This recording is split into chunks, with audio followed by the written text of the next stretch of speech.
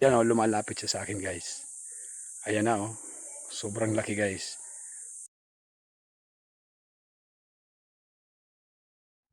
Alright guys, for today's video, so andito ako ngayon sa pinakababa ng ng Enchanted Lagoon.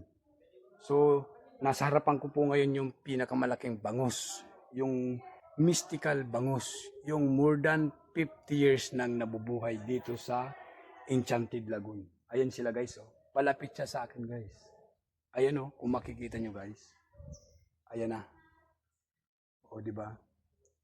At yung trivia dito guys, kung mapapansin nyo sa nakapaikot dito, ayan oh. Oh. Puro punong kahoy, 'di ba?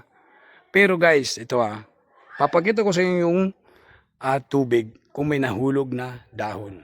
'Yan. O walang kukurap kung may makikita kayong dahon na nahulog. O, 'di ba?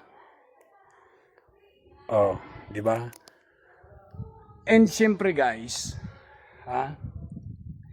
kahit umulan ng marami, hindi po nadaragdagan ang tubig dito sa Enchanted Lagoon.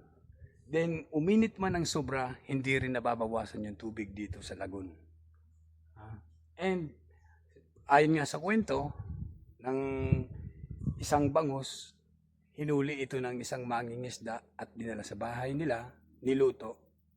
So yan guys, mayroon naman po tayong nakalipas na upload, nandun po yung kumpletong kwento. Siyempre, search nyo, Pailamos. Tapos makikita nyo po, nakapin po doon yung 4.9 million views po ng Enchanted Lagoon, yung The Mystical Milkfish. Ayun sila guys. So ngayon, susum ko po guys. Ayan sila ang dalawa. O, di ba? Okay. So yun guys. So, humihingi din po ako ng konting suporta.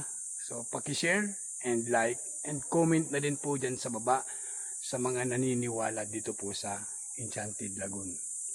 O, yan na sila guys. Mas lumapit siya sa akin. Ayan o. And syempre, sa mga nagtatanong kung saan ba located yung Enchanted Lagoon, so matatagpuan nyo siya guys sa Matukad Island, sa Karamuan, Region 5, Bicol, Camarines Sur. So sa mga oras nga ito guys, habang nagbibideo ako, may nararamdaman ako at kinalabutan talaga ako guys. Yung kwento nga niyan, dalawa ang original, hinuli ng mangingisda yung isa, tapos nilagyan po siya, siyempre para din naman siya malungkot. Yan o, lumalapit siya sa akin guys. Ayan na o, sobrang laki guys. O yan o, bali kinakain nila lumot. O, yan na guys o. Malapit na malapit siya sa akin guys o.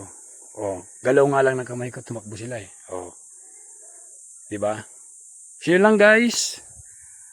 Thank you for watching and God bless you all. So gusto pumunta ng Karamuan. Let's go.